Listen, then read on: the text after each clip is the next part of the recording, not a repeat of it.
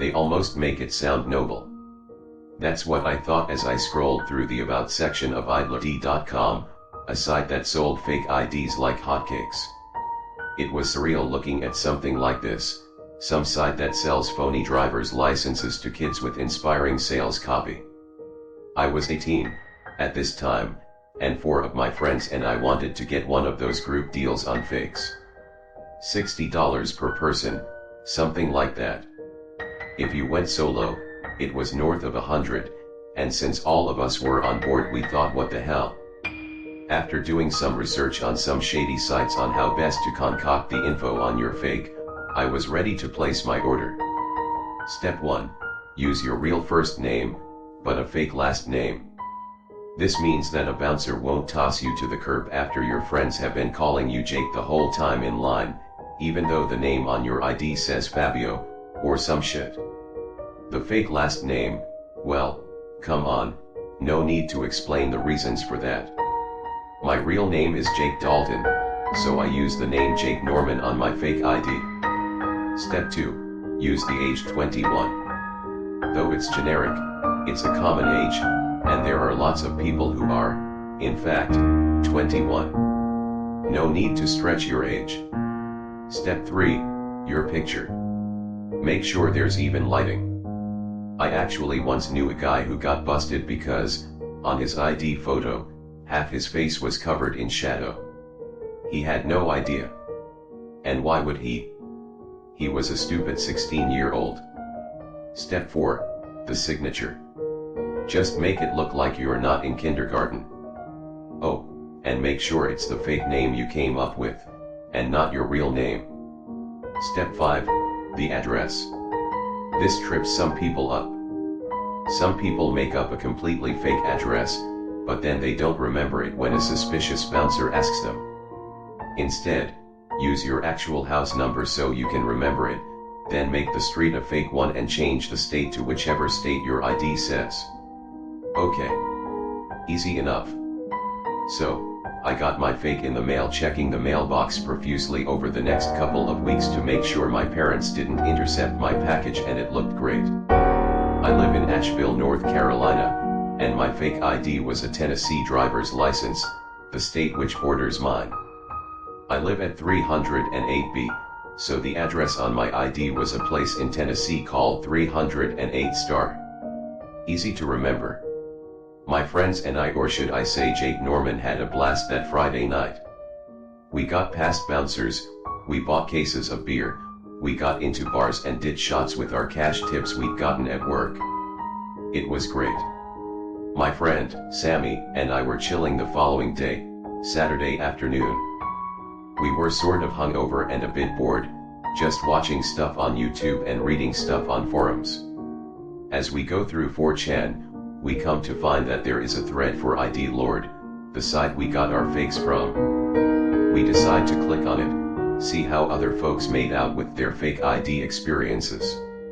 There were little minor complaints, the UV is a little high, or the signature looks stretched. There were glowing reviews, too. And then, we came across something that was a bit odd. There was a subthread which was titled, "The address I made up for my ID is a real address." Anyone else notice this? What followed were a half dozen comments claiming the same thing. Naturally, Sammy and I went and looked up the address I had made up. There it was on Google Maps. 308 White Brook Lane, and in Tennessee no less. We thought maybe ID Lord used real addresses for realism, but surely that'd be illegal. I'm no law student, but that seemed like a form of impersonation. But there was one thing that really caught our attention. A few of the commenters claimed that the houses had money stashed in the floorboards, lots of it. People came up with theories as to why this might be. The most convincing was that maybe the houses were drug houses used by the same cartel that sold the fake IDs. Well, being broke high schoolers, Sammy and I were soon en route to the address, which was only a few hours from my house. It was sunset by the time we arrived. The house was a 2-story home in the hood, and it had a chain link fence surrounding the property. A large oak tree stood in the backyard, looming over the house as if protecting it. Beyond that were some woods that stretched on into the next neighborhood over. Sammy and I got out of the car and headed for the property. The chain link gate creaked as we opened it and stepped through. We walked across the overgrown, dandelion-filled grass, and went up the doorsteps and opened the screen door and knocked. No answer. We knocked several more times and, still, no answer. "Dude," said Sammy, "let's go in and look for the money." "Yeah," I replied. We went inside. The place had furniture in it and it seemed as though someone was still living there. But everything was covered in a thick layer of dust, and we were never more than 3 feet from a cobweb, so we were fairly certain the house hadn't been lived in. Still, we had our doubts. "I don't know," I said, "we might be trespassing." "Look," said Sammy, "I am not passing up on a boatload of money. Let's tear this place up, find it, and get out of here. No one's lived here for years. Look." Sammy ran his finger across a mantle, displaying the wad of dust that had snowballed onto his fingertip. "See," he said. "Yeah," I replied. "All right, let's get to it." We tore the place up, threw up couch cushions, rummaged through drawers, peeled away molding, put holes in the walls. It was dark, now, and we were about ready to give up and just go home. That's when we heard something. It sounded like a television. "Hey, is that a TV?" I said. Sammy and I stared at each other with our jaws agape. Our shocked, open mouths were pits of darkness. Our eyes were bug's eyes. The sound of the TV was coming from upstairs. "You think someone just left it on?" Sammy asked, stupidly. "Oh my God," I sighed. "We're toasted. Probably some old person who can't hear a thing. Only one way to find out." Sammy and I crept up the stairs. Each step creaked, and each time it did, we winced like we'd been pinched. Whatever was playing on the TV was a commercial, but I was pretty sure it was a super long infomercial, because it sounded like the same voice had been talking for the past few minutes. We got to the top step and I, at the forefront, peeked around the corner and gazed down the dark hallway. The hall stretched for about 20 feet and there was a door at the end. Blue light flickered beyond it. "The TV, I presume," I whispered. Sammy and I crept down the hall. "Excuse me," I called. Sammy shushed me and slapped my shoulder as his eyes went wide. "The hell you doing?" he hissed. "We're really sorry for being here," I said, ignoring Sammy. "We thought the place was empty. We got the wrong house, and..." My voice drifted off as we listened for a response. Nothing. We arrived at the end of the hall and pushed the door open. The room was empty. But, it was what played on the TV that was truly haunting. The TV was an OxyClean type infomercial, with some guy shouting at the camera in an excited way. "At ID Lord, we value you," the salesman shouted. "You get to create a new you that is of legal age.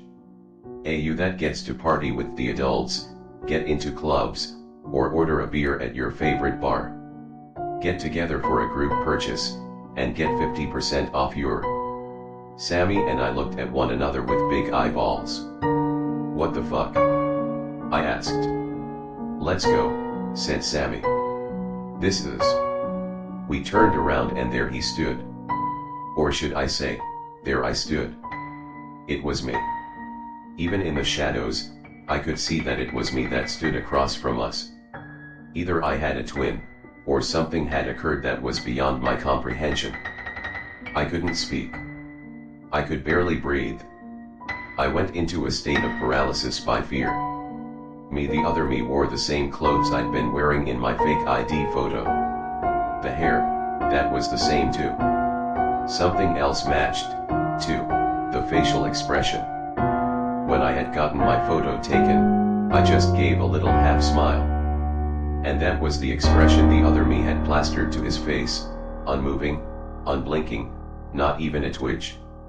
Who are you? I said. Still holding the same facial expression, the other me spoke. You know who I am. You're me. No. You're Jake Dalton. Yeah. I'm Jake Norman. I was gonna pay you a visit, tonight. But it looks like you came to me. Before Sammy or I could do a thing, Jake Norman lunged for Sammy. My evil clone pounced on him like a tiger and bit into his neck. My God, the gargling noise that erupted from Sammy's throat, that mix of screaming and bubbling blood. Sammy! I shouted. I tried to pull Jake Norman off of him, but the clone was firm as a statue, and pulling on him was like trying to uproot one from the ground. I backed away and got ready to run, just as Jake Norman lifted his blood-stained head and glared at me. I shrieked and booked it toward the stairs. I glanced over my shoulder just in time to see the other me roll onto his back, prop himself up, and proceed to spider walk after me. I flew down the stairs. The other me did that freaky spider walk down the steps, faster than any human could go in that position.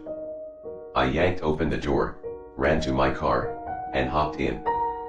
As I put the keys in the ignition, Jake Norman slammed his face up against my window and pressed it to the glass, hissing as he ran his tongue along the glass. I started up the car and sped away. I went to the police immediately.